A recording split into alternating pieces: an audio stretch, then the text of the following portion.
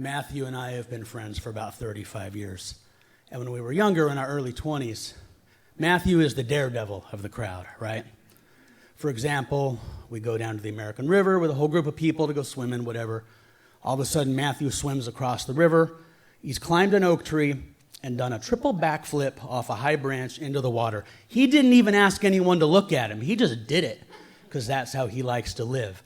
And that's Matthew, not so much me. So when Matthew said, Chip, let's go skydiving.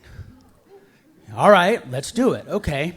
We had never been, and we go to the Lodi Parachute Center. Now, in the early 90s, the Lodi Parachute Center was not yet the most notorious and controversial and infamous skydiving facility in the United States. That is true. And we pay our $100, and we do the safety class. And the thing is, the first time you go tandem, right? There's a professional skydiving instructor strapped to your back. So you're like a little baby in a baby Bjorn, right, with your daddy behind you, and you're going to jump out of the plane that way. And there's like an hour-long safety course, even though I don't have to do anything except not screw up. His job is to pull the parachute and do all that stuff. So they ask us, then they said, well, we have professional videographers, and we can film you as you fall. And that's an extra $30. But you will have this memory forever on this VHS cassette, which will last for millennia. They swore. And Matthew's like, yeah, I need the video. And I'm like, times are a little tough right now. I'm going to skip the video. Money's tight, you know. So we go up in the plane, and if anyone's ever done, so your job, when you go tandem, you have to go first. You're in front of the guy. And you don't jump out of the plane, you roll out of the plane. At least that's what they told us to do. And I had a vision how this was going to go. You know, I've seen these videos, like the one I didn't buy, of people falling, woo, and they're smiling, looks like they're flying, and your cheeks are rippling, and it sounds like fun. I am terrified. That's how I think it's going to go.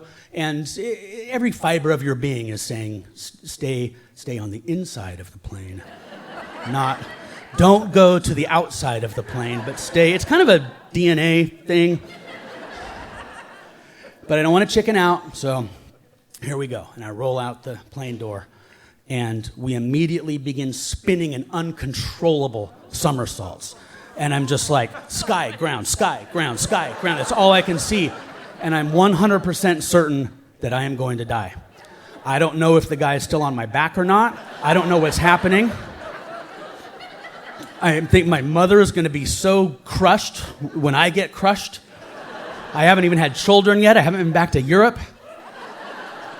It's very sad. I'm mourning my own life. And then the parachute. I don't know if this goes on for 10 seconds or 10 hours. Because what is time? And then the chute gets pulled and silence. And we're drifting. And it's beautiful. And the guy says, yeah, you can see the Sacramento River over there. And there's a winery over here. And I kind of want to ask him what happened. But I want to wait till we're on the ground and unhooked. I just want to be uncontroversial. And in case he's mad at me about something. And so they taught us how to land in the safety course, and I do what you need to do. We land safely on the ground, and we unhook, and I say, hey man, you know, when we were spinning around up there, what was that all about? Is that normal? He's like, man, you didn't get the videotape. Everybody gets the videotape. When you get the videotape, you just gotta fall. It's super boring, but you didn't get the tape, so I figured let's have some fun.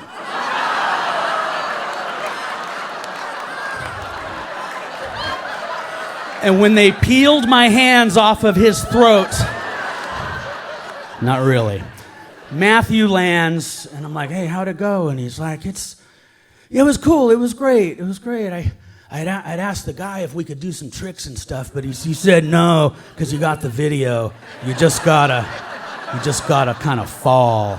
So it was cool, but I want to do it again without. So we had the opposite experience and expectation. And I never went skydiving again, but I'm glad I did it. I'm glad it happened. And as life has sent me ass over tea kettle many times in the decades since, sometimes due to my frugality, like always. So far, I've been able to land safely. Thanks.